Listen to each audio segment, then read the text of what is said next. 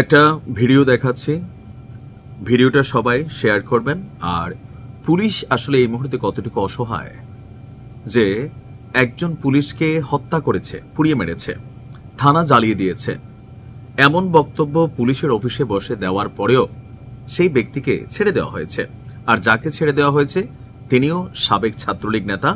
আর যাকে ছাড়াতে এসে এই পুলিশের ঊর্ধ্বতন কর্মকর্তার সাথে আজকে যে বাকবিতণ্ডার ভিডিও দেখছেন সেও কিন্তু সাবেক ছাত্রলীগ নেতা। মূল ঘটনা জানাবো কে এসআই সন্তোষ শর্মা, ওদিন তার সাথে কি ঘটেছিল।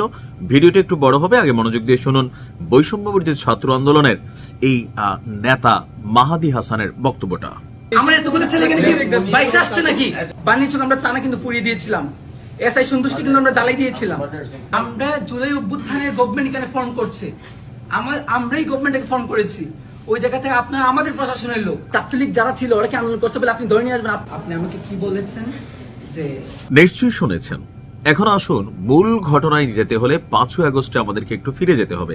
আগেই বলছি ভিডিওটি ইনফরমেটিভ, পুরোটা মনোযোগ দিয়ে শুনবেন। বানিয়াচং বাংলাদেশের যে গ্রামগুলো আছে এর মধ্যে খুবই বড় একটা এলাকা হচ্ছে বানিয়াচং। তো সেই বানিয়াচংয়ে 5ই আগস্টে ঘটেছিল এক বিরল ঘটনা। এ নিয়ে বিবিসি বাংলা 26শে জুলাই 2025 তারা একটা প্রতিবেদন করেছিল যে কেন বেছে বেছে বানিয়াচং থানা থেকে সেদিন এসআই সন্তোষ শর্মাকে বেছে নেওয়া হয়েছিল। ঘটনার প্রেক্ষাপট হচ্ছে ওই দিন আপনার 5ই আগস্ট সরকার পতনের দিন বানিয়াচংয়ে পুলিশের গুলিতে 8 জন নিহত হয়েছিল থানা ঘেরাওয়ের পর। তো এক পর্যায়ে এসে সে বানিয়াচং থানা সহ বাহির থেকে যারা সাপোর্টিং স্ট্রাইকিং ফোর্স ছিল তাদের মধ্যে 50 জনকে এই থানায় অবরুদ্ধ করে রাখা হয়। পরে 5ই আগস্ট রাতে মধ্যবর্তী সময়ে সম্ভবত সেই যাদেরকে অবরুদ্ধ করে রাখা হয়েছিল 50 জন, এর মাঝখান থেকে এসআই সন্তোষ শর্মাকে বাছাই করে নিয়ে পিটিয়ে তাকে গাছের সাথে ঝুলিয়ে রাখা হয়। আর আজকে যিনি এই বক্তব্য দিলেন তিনি হচ্ছেন সেই ঘটনার নায়ক, কারণ তিনি নিজেই স্বীকারোক্তি দিয়েছেন। এখন আসলে কেন ওসি সাহেবের সাথে ঝামেলার সূত্রপাত কিন্তু ছাত্রলীগকে নিয়ে।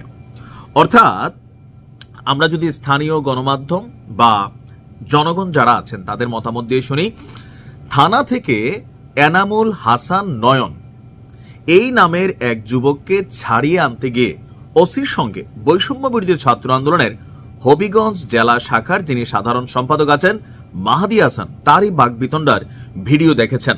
এখন যাকে ছাড়াতে গেছেন এনামুল হাসান নয়ন, তিনি আসলে কে? স্থানীয় সূত্রগুলো বলছে যে এনামুল হাসান নয়ন হচ্ছেন শায়েস্তাগঞ্জ ইউনিয়ন ছাত্রলীগের সহসভাপতি ছিল। অর্থাৎ পুলিশ যাকে আজকে আটক করেছে তার পদ পরিচয় হচ্ছে তিনি শায়েস্তাগঞ্জ ইউনিয়ন ছাত্রলীগের সহসভাপতি। তাকে ছাড়াইতে গেছে কে? বৈষম্যবিরোধী ছাত্র আন্দোলনের হবিগঞ্জ থানার যিনি এই নেতা আছেন। তো কেন গেলেন? টোটাল ভিডিওটা অ্যানালিসিস করার পরে আমরা যতটুকু সিদ্ধান্তে উপনীত হতে পারলাম যে মাহাদির বক্তব্য যে এনামুল হাসান নয়ন তিনি কমিটিতে ছিলেন।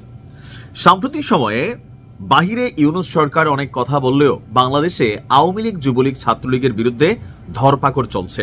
তো এই ধরপাকড়ের মধ্যে সবচেয়ে বেশি যারা বাটে পড়তেছে তারা হচ্ছে যাদের নাম কমিটিতে ছিল। এখন নাম কমিটিতে থাকা আর অপরাধী হওয়া দুই জিনিস।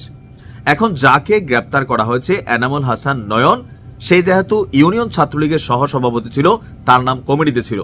তো স্থানীয় থানা পুলিশ, শায়েস্তাগঞ্জ থানার পুলিশ যারা আছে তারা সেই কমিটিতে কাদের কাদের নাম ছিল সেই নাম দেখা, যদিও কমিটিটা 2023-এর, সেই নাম দেখে আজকে এনামুল হাসান নয়নকে ভোরবেলা বাড়ি থেকে গ্রেপ্তার করে নিয়ে আসছে। কিন্তু এই নয়ন জুলাই অভ্যুত্থানের সময় সে হচ্ছে আপনার কি বলা হয় যে এজেন্সিদের লিড করেছেন, এমনকি আন্দোলনকে নেতৃত্ব দিয়েছেন। সবকিছুতে এই মাহাদির সাথে প্রধান স্টেক হোল্ডার হিসাবে এই আন্দোলনকে লিড করেছেন। তো যখন তাকে গ্রেপ্তার করা হয়েছে প্রথমেই থানার ওসি বা বিভিন্নভাবে এই মাহাদি মেসেজ পাঠিয়েছিল যে আপনারা যাকে গ্রেপ্তার করছেন সে সাবেক ছাত্রলীগ, 5ই আগস্টের আগে সে ছাত্রলীগ থেকে পদত্যাগ করছে। লাইক হাসান আব্দুল্লাহ সাবেক ছাত্রলীগ, সার্জিস সাবেক ছাত্রলীগ, কিন্তু তারাই তো আজকে জুলাই অভ্যুত্থানের নায়ক। কেন? কারণ অভ্যুত্থানের সময় তারা ছাত্রলীগ থেকে পদত্যাগ করে এই আন্দোলনকে বেগবান করেছে।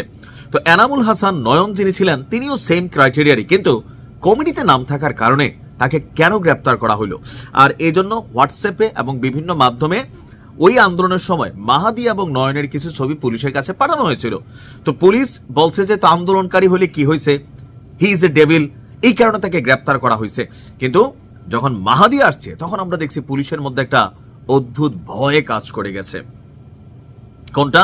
যেখানে মব হইতে পারে, এখানে যে কোনো একটা রিয়াকশন হইতে পারে, বা এখানে যে কোনো একটা সিন ক্রিয়েট হতে পারে। অর্থাৎ পরিবেশ পরিস্থিতিকে বিবেচনায় রেখে পুলিশ ওই মুহূর্তে এনামুল হাসান নয়নকে ছেড়ে দিয়েছে। পরে যিনি স্থানীয় সার্কেল এসপি আছেন উনিও সেখানে সম্ভবত উপস্থিত হন।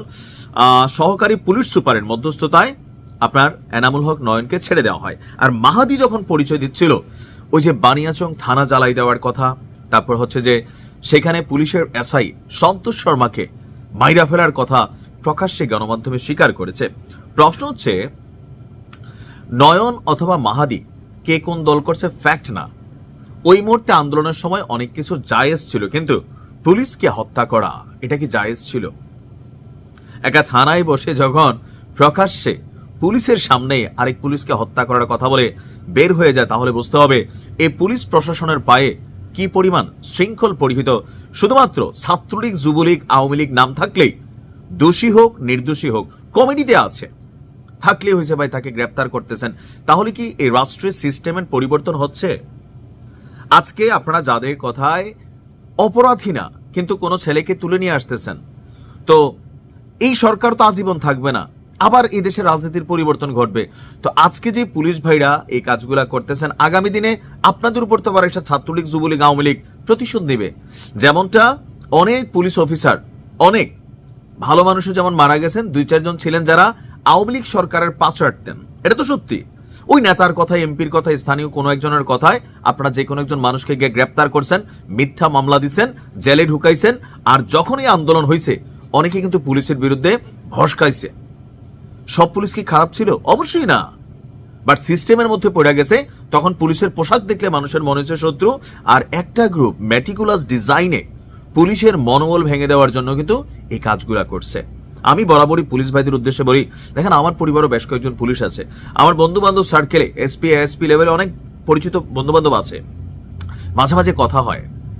আসলে পুলিশ অনেক দিকে শিকলে বাঁধা, কিন্তু তারপরেও কিছু কিছু ক্ষেত্রে আপনাদের একটু মানবিক হওয়া দরকার। কারণ বাংলাদেশের রাজনৈতিক প্রেক্ষাপট না সবসময় একরকম থাকে না।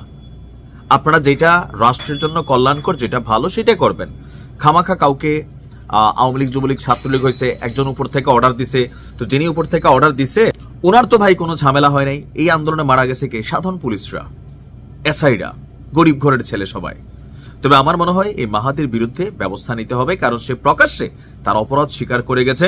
পুলিশ কমিউনিটিতে তাকে নিয়ে ক্ষোভ চুরি হয়েছে এবং অবশ্যই তাকে আইনের আওতায় আনতে হবে। তার আন্দোলনের জায়গাটা একটা, কিন্তু আপনি একজনকে মাইরা ফেলছেন, একটা থানা পোড়াই দিচ্ছেন, প্রকাশ্যে বলবেন আর পুলিশ কোনো ব্যবস্থা নেবে না, এটাও আইনের দুর্বলতা তৈরি হবে।